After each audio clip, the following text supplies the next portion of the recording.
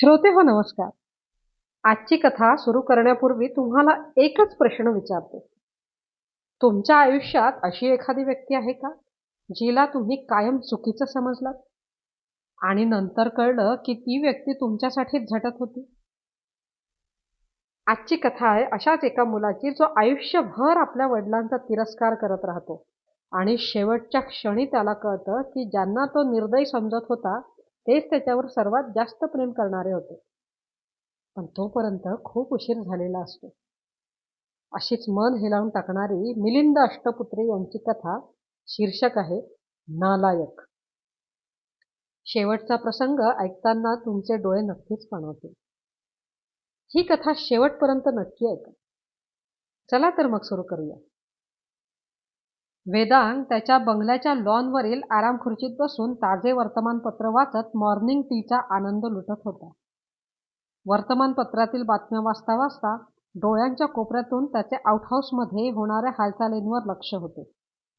हायकोर्टातील cases हाताळण्यातील नावाजलेला वकील म्हणून वेदांग प्रसिद्ध होता. त्याच्याकडे आलेला पक्षकार कधीच नाराज होऊन जात नसे. हात घालेल तेथे यशच यश होते. वकिली व्यवसाय सांभाळता सांभाळता इतरही बऱ्याच क्षेत्रात वेदांगने शिरकाव केला होता. गुंदेचांबरोबर त्यांच्या एका कन्स्ट्रक्शन प्रोजेक्टमध्ये केलेली मोठी गुंतवणूक, ललवाणी यांच्या फास्ट फूड आउटलेटच्या चेनमध्ये केलेली 20% घसघशीत भागीदारी, सगळीकडून लक्ष्मी मातेचा वरदहस्त वेदांगवर कायम होता. भरीसभर म्हणजे शेअर बाजारात वर्षानुवर्षे केलेली गुंतवणूक आता त्याला कित्येक पटीने रिटर्न देत होती. लॉनच्या टोकाशी असलेल्या आउटहाऊसच्या दरवाजातून कोणीतरी बाहेर पडले तसा वेदांग सावध झाला. वर्तमानपत्राच्या आडून त्याने तिकडे नजर टाकली. डॉक्टर शर्मा त्यांची बॅग सांभाळत निघाले होते. त्यांच्या मागे वत्सलाबाई, वेदांगच्या मातोश्री, धीमागतीने चालत होत्या. त्या दोघांच्यात काहीतरी बातचीत झाली. डॉक्टर निघून गेले तरी वत्सलाबाई तशाच स्तब्धपणे उभ्या होत्या. बाबांचं दुखणं वाढलेलं दिसतं, मनातल्या मनात वेदांग पुटपुटली. वेदांगला लॉनमध्ये बसलेला पाहून वत्सलाबाई त्याच्याकडे येण्यास निघाल्या. आईला आपल्याकडे येताना पाहताच नकळत वेदांगच्या कपाळावर सूक्ष्म आठ्यांचं जाळं पसरलं. वत्सलाबाई वेदांग शेजारी येऊन उभ्या राहिल्या. वर्तमानपत्रातून डोके बाहेर काढत वेदांगने आईकडे नजर टाकली. वत्सलाबाईंचा गोरा व देखणा चेहरा म्लान दिसत होता. डोळ्यांवर सूज होती. बहुधा बराच वेळ रडल्या असाव्यात. वेदांगच्या कपाळावरील आठ्यांचे जाळे आणखीनच दाट झाले. काय म्हणाले डॉक्टर? आईकडे न बघताच वेदांगने विचारले. वत्सलाबाईंनी काहीच उत्तर दिले नाही. मात्र त्यांनी दिलेला दबका हुंका बरंच काही सांगून गेला. थोडा वेळ पूर्ण शांतता पसरली. आई, मला त्यांना भेटण्याचा आग्रह करू नकोस. तुला माहिती आहे मी द्वेष करतो त्या माणसाचा. तीव्र स्वरात आईकडे न बघता वेदांग उद्गारला. लहानपणीच्या त्या कटू आठवणींनी अजूनही रात्री बेरात्री मला भयभीत होऊन जाग येते. रस्त्यावर डस्टबिन बॅगच्या पिशव्या विकण्यासाठी मी जीवाचा आटापिटा करतोय असं वाटून महिन्यातून एकदा तरी मी दचकून उठतो. इतरांकडे भले लहानपणीच्या सुखद आठवणी असतील ग, माझ्याकडे मात्र लहानपणीच्या नको असलेल्या कटू आठवणीच आहेत.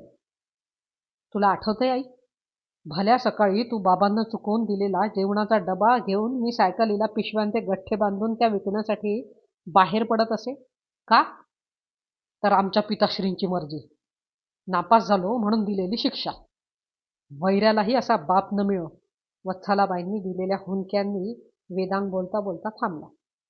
समोरच्या टिपॉयवर ठेवलेला चहाचा कप उचलून त्याने तोंडाला लावला. मात्र गरम समजून घेतलेल्या चहाच्या घोटाचा गारढोण स्पर्श होताच आणखीनच वैतागून त्याने कप पुन्हा टिपॉयवर आपटला. त्यांचं ते निर्दय वागणं सोसून शेवटी स्वकर्तृत्वाने मी मोठा झालो, रगड पैसा कमावला. त्यांच्या आयुष्यभराच्या कमाई इतकी रक्कम तर मी वर्षात मिळवतो. अहंकाराने ओतप्रोत भरलेल्या आवाजात वेदांग म्हणाला. नशिबानेही अगदी लहानपणापासून मला कायम साथ दिली. मला आठवतंय, मी 7वीत पुन्हा नापास झालो आणि बाबांनी माझं जेवण बंद केलं. तुझं तू कमाव आणि मग जेव. रोज कमीत कमी तुझ्या जेवणा इतके पैसे जर कमावून आणले नाहीस तर त्या रात्री तुला उपाशी झोपावं लागेल. बाबांनी दिलेला दम मला आजही आठवतोय. हे 500 रुपये घे, त्याच्यातून तुला धंदा करायचा आहे. या पैशातून जेवढे कमावून आणशील तेवढ्यांचंच खाणं तुला मिळेल. भांडवल म्हणून 100च्या 5 नोटा माझ्या अंगावर फेकत बाबा गरजले होते. खूप विचार करून मी डस्टबिनला लागणारा प्लास्टिकच्या पिशव्या विकण्याचा व्यवसाय निवडला. रस्त्यावर चौकामध्ये सिग्नलला उभ्या असणाऱ्या वाहनांवरील लोकांना मी या पिशव्या विकत असे. 100 वाहनांमध्ये एखादा वाहन चालक या पिशव्या घेई. दिवसभर उन्हातान्हात फिरून मी थकून जात असे. पैशांची खरी किंमत कळली ती तेव्हा. कधी कधी बिलकुल धंदा होत नसे, मात्र अशा वेळी एक सद्गृहस्थ नेहमी येऊन माझ्याकडील सर्व पिशव्या विकत घेत असे. तो कोण होता कोण जाणे. मी नशीब म्हणतो ते यालाच. बोलता बोलता वेदांत जुन्या आठवणींमध्ये रमून गेला होता. वत्सलाबाईंनी पुन्हा एकदा हुंदका दिला आणि वेदांत भानावर आला. नको इतकं दुःख करूस आई त्या माणसासाठी. तुला तरी काय सुख दिलं ग बाबांनी. तुझी कुठलीही हौसमौस त्यांनी कधी पुरवली मी पाहिली नाही. मी तर म्हणेन त्यांच्या जाण्याने मोकळे हो आपण सगळेच. आईकडे पाहत वेदांत तीव्र स्वरात म्हणाला.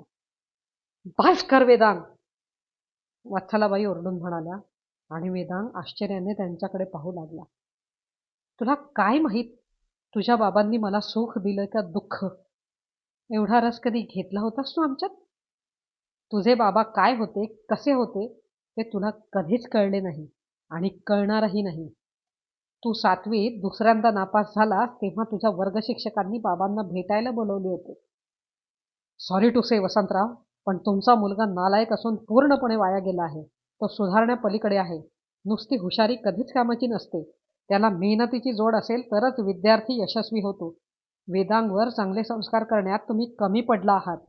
यापुढेही अशीच परिस्थिती राहिल्यास आम्हाला त्याला शाळेतून काढून टाकावे लागेल, कडक शब्दात तुझ्या वर्ग शिक्षकांनी बाबांना सुनावले होते. पायात म्हणाच्या बेड्या अडकल्यासारखे तुझे बाबा घरी आले. वत्सला, आता कठोर निर्णय घेण्याची वेळ आली आहे. वेदांगच्या भविष्यासाठी आता प्रेम बाजूला ठेवावं लागणार आहे. आजपासून त्याचे सगळे लाड बंद. मी त्याला त्याचा कर्दनकाळ बाप वाटलो तरी हरकत नाही, पण परिस्थितीची जाणीव त्याला झालीच पाहिजे. बाबांनी कठोर पावले उचलली. तुझे जेवण बंद झाले. कष्ट करून कमावून आणलेस तरच तुला जेवायला मिळू लागले. तुझ्यात हळूहळू बदल झाला. पैशाचे आणि शिक्षणाचे महत्त्व तुला कळायला लागले. मघाशी तू म्हणालास की मी बाबांना चुकवून तुला जेवणाचा डबा देत होते. नाही वेदांत, तुझ्या बाबांच्या सांगण्यावरूनच तो डबा तुला मिळत होता. कधी कधी तुझा दिवस वाईट जायचा. जेवणा इतकेही पैसे तुला मिळायचे नाहीत. मग तुला उपाशी झोपायला लागायचे. त्या रात्री तुझे बाबाही उपाशीच झोपायचे वेदांत. तू म्हणालास कोणी एक भला मनुष्य तुझ्या पिशव्या विकत घ्यायचा. तो कोण होता कोण जाणे. तो तुझ्या बाबांचा मित्र होता वेदांत, आणि तुझ्या बाबांच्या सांगण्यावरून आणि बाबांच्या पैशांनी तुझ्याकडील पिशव्या विकत घ्यायचा. अवाक होऊन वेदांग आईचे बोलणे ऐकत होता. का केलं हे तुझ्या बाबांनी. तुझ्या भविष्यासाठी, तुला आत्मनिर्भर बनवण्यासाठी. तो या खडतर परीक्षेतून जर पास झाला तर आयुष्याच्या परीक्षेत कधीच नापास होणार नाही वत्सला, तुझे बाबा मला म्हणायचे. मोठा वकील होईल तो, यशस्वी, त्याच्या पावलांचे चुंबन घेईल. पण त्यासाठी आपल्याला ही खडतर परीक्षा देणं भाग आहे. मला माहिती आहे तो माझा कायम द्वेष करेल वत्सला, पण हा द्वेषच त्याला प्रगती करण्यासाठी उद्युक्त करेल. काळजावर दगड ठेवत तुझे बाबा माझ्याशी बोलायचे. हे सगळं मी तुला कधीच सांगितलं नाही, कारण तुझ्या बाबांनी तसं वचन माझ्याकडून घेतलं होतं. पण आज तुझे बाबा त्यांच्या शेवटच्या घटका मोजत आहेत.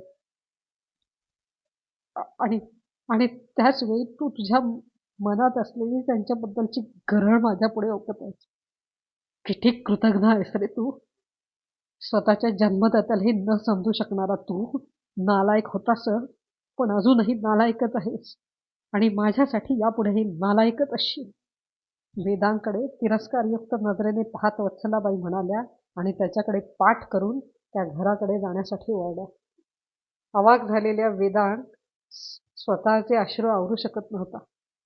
तीरासारखा तो आउटहाऊसकडे धावला. बाबा, बाबा, मला माफ करा. मी तुमचा मोठेपणा जाणू शकलो नाही.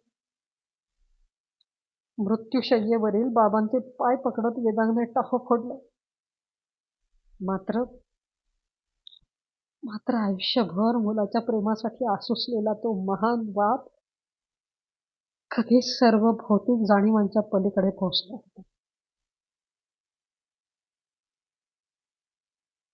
श्रोते हो, ही कथा आवडली असल्यास लाईक, कमेंट, शेअर आणि सबस्क्राईब जरूर करावे.